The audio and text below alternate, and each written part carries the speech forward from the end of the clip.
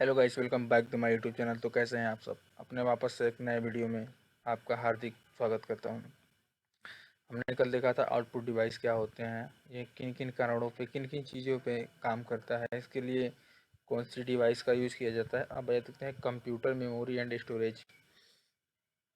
Computer में memory और storage क्या होते हैं, ये किस लिए काम आते हैं।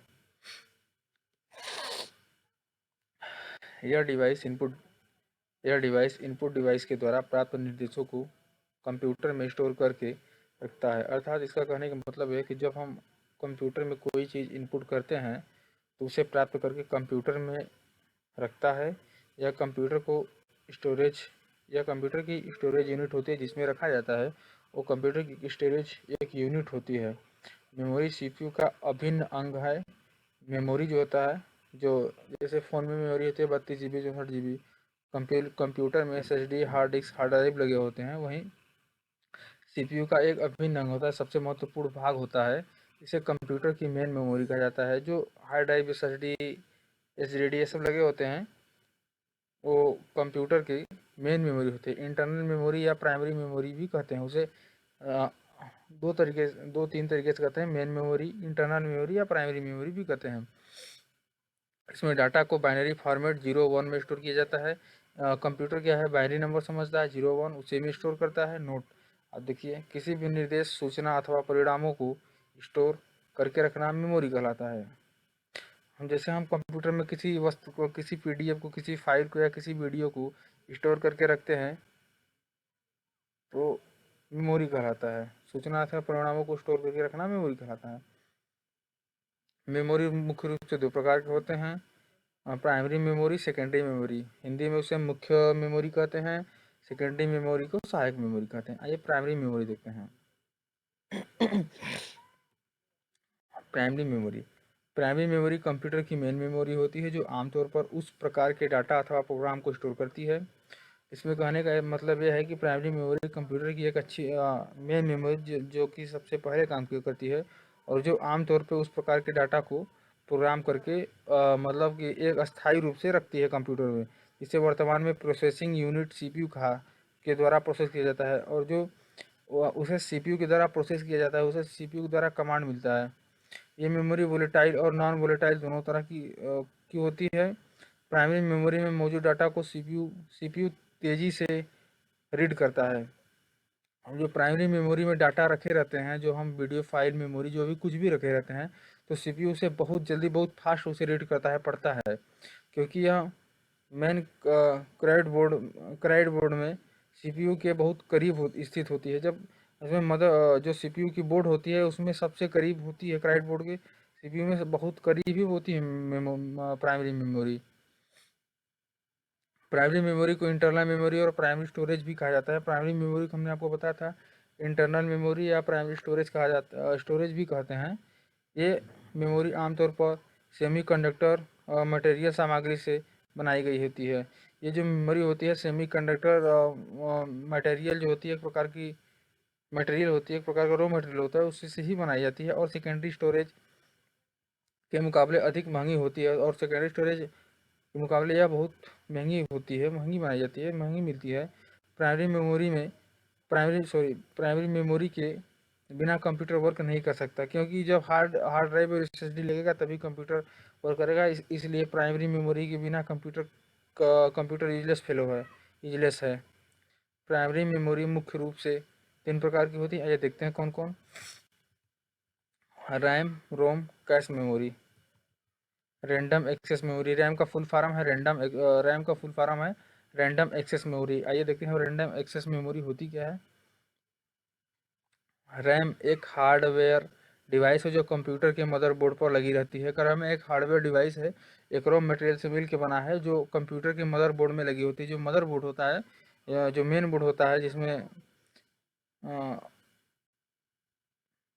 मदरबोर्ड में वो प्रोसेसर लगी रहते हैं, वो मेन बोर्ड होता है, मदरबोर्ड होता है, उसी को मदरबोर्ड कहते हैं। और रैम उसी में एक रैम छोटी सी डिवाइस होती है जो उसी में लगी रहती है, और सीपीयू की इंटरनल मेमोरी के रूप में कार्य करती है। और सीपीयू जब रैम होता है, जो सीपीयू की इंटरनल मेमोरी के रूप में कार्य करती है, अपना काम करती है।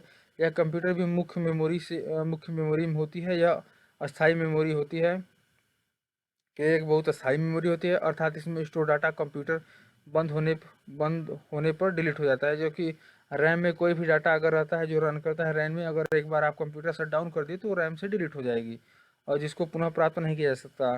जो रैम से डाटा डिलीट हुई डाटा को पुनः प्राप्त नहीं किया जाता। यह वोलेटाइल मेमोरी कहलाती है। अब मैं आपको पढ़ा था कि नॉन वोलेटाइल वोलेटाइल दो प्रकार की मेमोरी होती है। ये वोलेटाइल मेमोरी होती है, रैंडम एक्सेस मेमोरी। इसी को इसी से होकर डाटा सेकेंडरी स्टोरेज डिवाइस और प्रोसेसर को पास करता है। जब कोई सी डाटा जब होती है तो सेकेंडरी मेमोरी स्टोरेज डिवाइस को प्रोसेसर को पास करता है, यही पास करता है। यह मुख्य रूप से दो प्रकार के होते हैं, यस रैम और डी रैम। आइए देखते हैं यस रैम क्या होता है। यस रैम, इसका पूरा नाम स्टैटिक रैंडम एक्सेस मेमोरी या फ्लिप फ्लॉप से मिलकर बनी है। इसका पूरा नाम एस रैम का स्टैटिक रैंडम एक्सेस मेमोरी है और यह एक फ्लिप फ्लॉप से मिलकर बनी होती है। यह ऑटो रिफ्रेश होती है, यह हमेशा अपने से ऑटोमेटिक रिफ्रेश होती है। कंप्यूटर को हम एक बार बटन दाब के, जैसे हम आपको दिखाते हैं, आप देखिए, जैसे हमें आपको कंप्यूटर यहाँ है और इसे हम एक बार ऐसे रिफ्रेश करते हैं, ठीक है, हम इसे रिफ्रेश कर रहे हैं तो इस मेमोरी में रैंडम एक्सेस मेमोरी में आपको रिफ्रेश करने की ज़रूरत नहीं है, अपने से ऑटोमेटिक डाटा को रिफ्रेश करती है। इसमें हम डाटा को अधिक समय तक रख सकते हैं। स्टैटिक रैंडम एक्सेस मेमोरी में हम डाटा को बहुत अधिक समय तक और काफ़ी समय तक रख सकते हैं और यह महंगी मेमोरी होती है। ये हालांकि जब इसके फीचर्स है तो महंगा मिलेगा। इसकी डाटा प्रोसेसिंग स्पीड अन्य रैम की अपेक्षा अधिक होती है। यस रैम की डाटा स्पीड अच्छी होती है। आइए देखते हैं यस रैम में है, डी रैम है। अब डी रैम पढ़ते हैं। इसका पूरा नाम डायनेमिक रैंडम एक्सेस मेमोरी है। यह मेमोरी जल्दी जल्दी रिफ्रेश होती है। रिफ्रेश का मतलब इलेक्ट्रॉनिक चार्ज और डिस्चार्ज से होता है। यह एक सेकेंड में हजारों बार रिफ्रेश होती है, अतः इसकी स्पीड सो होती है या सस्ती होती है। जो डी रैम होती है इसकी speed sorry dynamic random access memory जो होती है इसकी स्पीड कम होती है और यह एक सेकेंड में हजारों बार रिफ्रेश हो जाती है, तो ये अच्छे से वर्क नहीं कर पाता और ये इलेक्ट्रॉनिक चार्ज और डिस्चार्ज होता है। ये होता है एस रैम, ये होता है डी रैम। ये महंगे मिलते हैं और ये सस्ते मिलते हैं। आइए पढ़ देखते हैं रीड ओनली मेमोरी, रोम। रोम क्या होता है? आपने रोम, रैम, ये सब का तो नाम सुना होगा। आइए देखते हैं कंप्यूटर में रोम का क्या रोल है। रोम का पूरा नाम है रीड ओनली मेमोरी। यह कंप्यूटर की प्राइमरी मेमोरी होती है। यह एक नॉन वोलेटाइल मेमोरी है। इसमें कंप्यूटर को स्टार्ट करने वाले प्राथमिक प्रोग्राम एवं सेटिंग बायस होती है। यह कंप्यूटर के मदरबोर्ड पर स्थायी रूप से लगी रहती हैं। यह एक महंगी मेमोरी होती है। यह बाजार में अलग से उपलब्ध नहीं होती। यह मदरबोर्ड के साथ आती है। जब कंप्यूटर आप खरीदते हैं तो ये यस रोम रोम जो है एक नॉन वोलेटाइल मेमोरी है। इसको बदला नहीं जा सकता। यह कंप्यूटर के मदरबोर्ड में फिक्स होके आती है। इसमें प्रोग्रामिंग की जाती है और प्रोग्राम सेटिंग में बायोस में होती है। ये मदरबोर्ड में स्टार्ट के प्राथमिक प्रोग्राम में सेटिंग बायोस में होती है और ये अस्थायी रूप से रोम का यूज़ किया जाता है एक ही बार। और ये आपको ये बाजार में कभी मिलने वाली मेमोरी नहीं, मदरबोर्ड के साथ फिक्स होके आता है। यह मुख्य रूप से 3 प्रकार के होते हैं। आइए देखते हैं कौन से। पी रोम, ई रोम, ई पी रोम। अब पी रोम देखते हैं। इसका पूरा नाम प्रोग्रामेबल रीड ओनली मेमोरी है। इस चिप में केवल एक बार प्रोग्राम स्टोर किया जा सकता है। प्रोग्राम में त्रुटि एरर होने पर उसमें कोई सुधार नहीं किया जा सकता। इसका ये मतलब है कि ये प्रोग्रामल मेमोरी होती है, इसमें प्रोग्राम करके बनाया जाता है और इस चिप में केवल एक बार ही किसी डाटा को स्टोर किया जा सकता है, बार बार नहीं स्टोर किया जा सकता। और इसमें त्रुटि होने पे इनमें कोई सुधार नहीं किया जाता। तभी अगर इसमें त्रुटि एक बार हो गई तो ये यूजलेस हो जाती है।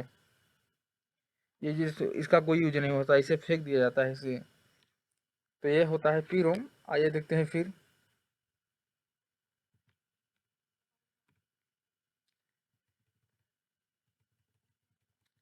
ई पी रोम, सॉरी, हाँ E P ROM. E P ROM, इसका पूरा नाम erasable programmable read only memory है। इस चिप ने पीरोम की समस्या को दूर किया था। इस चिप में स्टोर प्रोग्राम में सुधार किया जा सकता था। चिप में सुधार करने के लिए चिप को बोर्ड से निकालकर पराबैंगनी किरण और अल्ट्रा वोलेटाइल लाइट के सामने रखा जाता था, जिससे चिप में स्टोर प्रोग्राम और डाटा को डिलीट किया जा सकता है। इसके बाद पुनः प्रोग्राम स्टोर किया जाता था और एक कठिन एवं महंगी प्रक्रिया थी। इसमें ईपीरोम में क्या था ना कि एक प्रोग्रामर मेमोरी तो है ही, और इसकी जब इसमें कोई त्रुटि हो जाती थी, इसे ultra wide ultraviolet light के सामने अर्थात पराबैंगनी किरणों के सामने इसे रख के इसके प्रोग्राम डाटा को, अगर आप ईपीरोम को पराबैंगनी किरण के सामने, पराबैंगनी लाइट के सामने अगर रख देंगे, किरण के सामने रख देंगे, तो इसमें जो डाटा है ऑटोमेटिक अपने से डिलीट हो जाती हैं। तो इसमें क्या होता था कि जब इसमें कोई त्रुटि आती थी कोई डाटा को लेकर, तो इसे अल्ट्रा वाइट लाइट के सामने रख के इसे डाटा को इरेज करके फिर से इसमें नया प्रोग्राम स्टोर करके इसे यूज किया जाता था। और ये एक महंगी प्रक्रिया थी, कठिन प्रक्रिया थी। ये होता है ईपीरोम। ईईपीरोम इसका पूरा नाम, आइए देखते हैं ईईपीरोम क्या है। ये क्या है, इसमें क्या है लॉजिक, इसके समझते हैं। इसका पूरा नाम electronic erasable programmable read only memory है। इस चिप ने ई पीरोम की समस्या को दूर किया है। इस चिप में स्टोर प्रोग्राम एवं डाटा में सुधार करने के लिए विद्युत का प्रयोग किया गया था। इसके लिए चिप को मदरबोर्ड से निकालने की आवश्यकता नहीं होती है। यह एक सरल एवं सस्ती प्रक्रिया है। आजकल के मदरबोर्ड में इसी रोम का प्रयोग किया जाता है। इसमें क्या है ना कि एक इलेक्ट्रॉनिक इरेजेबल प्रोग्रामेबल मेमोरी है, और इस मेमोरी ने ईपीरोम की समस्या को दूर कर दिया था। हालांकि ईपीरोम में क्या था कि उसे इसके कई प्रोसेस थे, इसमें बहुत कठिन प्रक्रिया थी। निकालिए, पराबैंगनी किरण के सामने रखिए, फिर डाटा डिलीट होगा, इसके बाद उसमें प्रोग्रामिंग करिए, फिर इसको यूज करिए। इसमें क्या है ना कि अगर एक बार यह मदरबोर्ड में फिक्स हो गया तो इसको फिक्स ही रहने दीजिए। और ईपीरोम की समस्या को इसमें दूर कर दिया। इस चिप में ना स्टोर प्रोग्राम को डाटा को सुधारने के लिए लाइट की प्रयोग की जाती थी। इसमें लाइट का यूज करके मदरबोर्ड से बिना निकाले उसी में रह के इसके त्रुटि को दूर किया जाता था, और ये हमेशा एक बार में फिक्स हो जाती थी। और ये बहुत सस्ती तो नहीं कर सकते, लेकिन प्रक्रिया सस्ती थी, इसकी प्रक्रिया सस्ती है। आइए देखते हैं फिर कैश मेमोरी। कैश मेमोरी क्या है? यह मेमोरी सीपीयू और रैम के बीच होती है। यह सीपीयू और रैम के बीच में एक ब्रिज का कार्य करती है। तो ये जो सीपीयू कैश मेमोरी है, ये जो है सीपीयू और रैम के बीच में लगी रहती है, और एक सीपीयू और रैम के बीच में ब्रिज का काम करती है, एक हाईवे का काम करती है। ये कैश मेमोरी 3 प्रकार की होती है, L1, L2, L3। देखते हैं क्या है ये, आप डायग्राम समझिए। Main memory, cache memory, CPU. ये मेन मेमोरी है सीपीयू, और बीच में जो कैश मेमोरी है ये एक ब्रिज का काम करती है। अब सीपीयू, इसके इंस्ट्रक्शन देखिए, डाटा एड्रेस, ये L1 में कैश मेमोरी में है। सेकेंडरी मेमोरी पढ़ते हैं। सेकेंडरी मेमोरी को स्टोरेज डिवाइस भी कहा जाता है। सेकेंडरी मेमोरी का एक स्टोरेज डिवाइस, इसमें हम किसी डाटा को सेव कर सकते हैं। आमतौर पर यह कंप्यूटर का भाग नहीं होती, इसको कंप्यूटर में अलग से जोड़ा जाता है। यह कंप्यूटर की कोई भाग नहीं होती, इसमें हम अलग से कंप्यूटर में फिक्स करके लगाते हैं, अलग से जोड़ते हैं कुछ समय के लिए। इसमें जो डाटा स्टोर किया जाता है वो अस्थायी होता है। हम इसमें कोई भी अगर डाटा एक बार डाल दिए तो ये अस्थायी हो जाएगा, अर्थात कंप्यूटर बंद होने पर इसमें कोई स्टोरेज डाटा डिलीट नहीं होगी। अगर एक बार क्या 1000 बार आपकी कंप्यूटर भी डिलीट हो जाए, बंद हो जाए, तो इसकी जो स्टोरेज डाटा होती है कभी डिलीट नहीं होती। आवश्यकता के अनुसार इसमें सेव फाइल या फोल्डर को भविष्य में ओपन करके देख सकते हैं। अपने आवश्यकता के अनुसार जब इसमें हम फाइल या फोल्डर को यूज करना चाहते हैं, तो इसमें फाइल को और फोल्डर को हम ओपन करके देख सकते हैं। इसमें एडिटिंग भी कर सकते हैं, इसको डिलीट या अपने अपने अनुसार कुछ भी इसमें कर सकते हैं ये सेकेंडरी मेमोरी में। और एवं उसके यूजर्स के द्वारा डिलीट भी किया जा सकता है। हम बोले ना आपसे कि डिलीट भी कर सकते हैं। इसकी स्टोरेज क्षमता अधिक होती है एवं डाटा को एक्सेस करने की गति प्राइमरी मेमोरी से धीमी होती है। क्या है कि आप कंप्यूटर में एक अलग से अपने पीसी में अलग से फिक्स करेंगे सेकेंडरी मेमोरी, तो इसकी क्षमता जो है स्टोरेज क्षमता अधिक होती है। अब जितना सेकेंडरी मेमोरी का यूज करेंगे उतना ही क्षमता उसकी स्टोरेज करने की उतना ही क्षमता ताकत ज़्यादा होगी। लेकिन इसमें डाटा एक्सेस करने की गति प्राइमरी मेमोरी से धीमी होती है सेकेंडरी मेमोरी में, क्योंकि अलग से है ना, इसलिए। Type of secondary storage device क्या है? मैग्नेटिक टाइप एक अस्थायी सेकेंडरी स्टोरेज डिवाइस। एक मैग्नेटिक टाइप एक अस्थायी सेकेंडरी मेमोरी है। इसमें एक प्लास्टिक के टेप पर चुंबकीय पदार्थ मैग्नेटिक एक्टिव का ऑक्साइड का लेपन रहता है।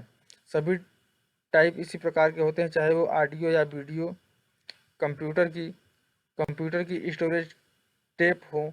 इसमें स्टोर डाटा को एक सीक्वेंस एक्सेस मेथड के द्वारा स्टोर एवं एक्सेस किया जाता है। इसका प्रयोग कंप्यूटर में डाटा एवं उसका बैकअप लेने के लिए किया जाता था। इसका कंप्यूटर में सेव करके इसका बैकअप लेने के लिए मैग्नेटिक का यूज़ किया जाता था।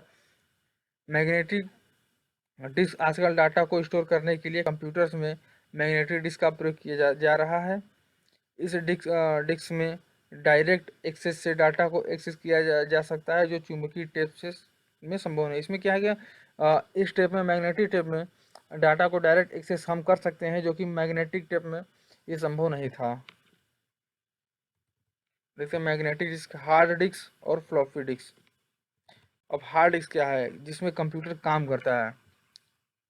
हार्ड डिस्क का विकास कंप्यूटर में डाटा को स्टोर करने के लिए किया गया था। आजकल इसका प्रयोग कंप्यूटर में आगे बढ़कर कई क्षेत्रों में हो रहा है, जैसे digital video recorder, digital camera आदि। चुंबकीय डिस्क में डाटा को स्टोर करने की क्षमता बहुत अधिक है। हार्ड डिस्क की एक ही दूरी पर लगी हुई कई वृत्ताकार चुंबकीय डिस्क का एक समूह है।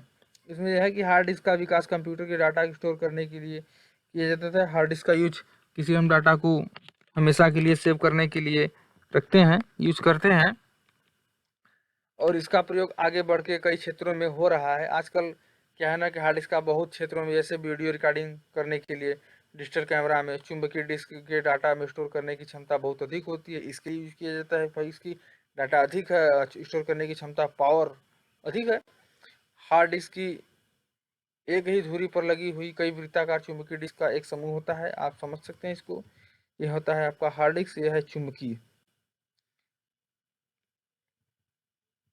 अब फ्लॉपी डिस्क देखते हैं। फ्लॉपी डिस्क एक वृत्ताकार डिस्क होती है, इसके दोनों तरफ मैग्नेटिक पदार्थ चढ़ा होता है। इसका प्रयोग सीडी की तरह तरह किया जाता है। इसके लिए एक ड्राइव की आवश्यकता होती है, जिसे फ्लॉपी ड्राइव कहा जाता है।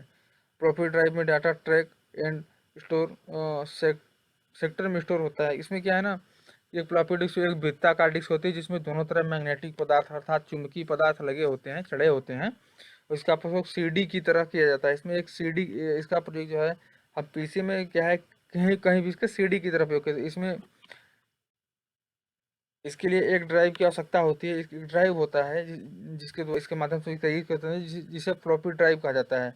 इसी से इसका नाम फ्लॉपी डिस्क पड़ गया है। और ट्रैक एंड सेक्टर में स्टोर होता है। यह जो डाटा है इसमें ट्रैक और सेक्टर में स्टोर होता है। कंपैक्ट डिस्क क्या होता है? ये सीडी देखते हैं। सीडी क्या रहा है? सीडी तो हम जानते हैं, आप भी जानते हैं, आपके घरों में पहले यूज किया जाता था। सीडी एक कॉम्पैक्ट डिस्क, विशेष प्रकार की डिस्क होती है, जो एक छोटी सी डिस्क और विशेष प्रकार की डिस्क होती थी, जिस पर डाटा एक बार में राइट किया जाता था। जो डाटा सीडी में एक बार डाटा एक ही बार राइट मतलब उसमें डाला जाता था, उसमें प्रोग्रामिंग किया जाता था, और फिर उसे कई बार रीड किया जाता था। सीडी में एक बार डाल के कई बार आप दे सकते हैं। सीडी का काम पहले सिर्फ डिजिटल ऑडियो रिकॉर्डिंग को स्टोर करना था। सीडी का पहले डिजिटल ऑडियो और वीडियो का दोनों काम करता था स्टोर करने के लिए। किसी को सेव, इन दोनों फाइलों को सेव करने के लिए, रीड करने के लिए, सेव करके रीड कर सकते हैं इसमें। लेकिन अब इनका उपयोग सभी प्रकार के डाटा को स्टोर करने के लिए किया जाने लगा। अब क्या है ना कि सीडी का उपयोग कई कई क्षेत्रों में किया जाने लगा। कई प्रोग्रामिंग लैंग्वेज का यूज करके इसमें स्टोर किया जाने लगा। और एक सामान्य सीडी में लगभग 600 से 700 MB डाटा स्टोर कर सकते हैं। इसमें छोटी सी इसकी छोटी है तो इसकी छोटी ही लिमिट होगी, तो इसमें 600 से 700 डाटा स्टोर कर सकते हैं बस, इससे ज़्यादा नहीं है। डिजिटल वर्टिकल डिस्क डीवीडी क्या है? डीवीडी डीवीडी तो आपके घरों में यूज ही किया जाता था और आप डीवीडी के बारे में अच्छे से जानते हैं। फिलिप्स और सोनी द्वारा 1995 में डीवीडी ऑप्टिकल डिस्क का आविष्कार किया था। फिलिप्स और सोनी एक कंपनी है, 1995 में इसका आविष्कार किया गया था। एक डीवीडी में अधिकतम 4 से 4.7 GB डाटा स्टोर किया जाता था। जिस डीवीडी में हम पहले के समय में, आज से 4 साल 5 साल 6 साल पहले जब मूवी देखा करते थे, उसमें 4.5 GB से 4 GB से लेके 4.4 GB 700 MB तक डाटा स्टोर करके देखा जा सकता था। उसमें बस इतनी ही क्षमता थी। ब्लू रे डिस्क क्या होता है? BRD क्या होता है? आइए देखते हैं। सिंगल लेयर ब्लू रे डिस्क में 25 GB तक, डबल लेयर ब्लू रे डिस्क में 50 GB तक डाटा स्टोर किया जाता था। तो समझ सकते हैं, सिंपल है। इसके नाम है क्या है? यूनिट शॉर्ट नेम कैपेसिटी क्या है? बाइट बाइट मशीन लैंग्वेज है। Binary number language 01 binary number में समझता है। निब्बल निब्बल क्या है? 40 byte 4 bits. Byte byte 8 byte. Kilobyte KB 1024 byte 1 KB। Kilobyte में क्या है ना, कि KB 1024 बाइट आपके किसी में होता है, जैसे 1 KB होता है उसका। मेगा बाइट क्या होता है? MB में होता है। 1024 MB का KB का 1 MB होता है। आपको जानते हैं, जब आप इंटरनेट यूज करते हैं तो आसान भाषा में समझ सकते हैं। गीगा बाइट क्या होता है? GB में होता है। जब 1024 GB यूज करते हैं तो 1 GB होता है। टेराबाइट क्या होता है? TB में होता है। जब 1024 GB यूज करते हैं तो 1 TB होता है।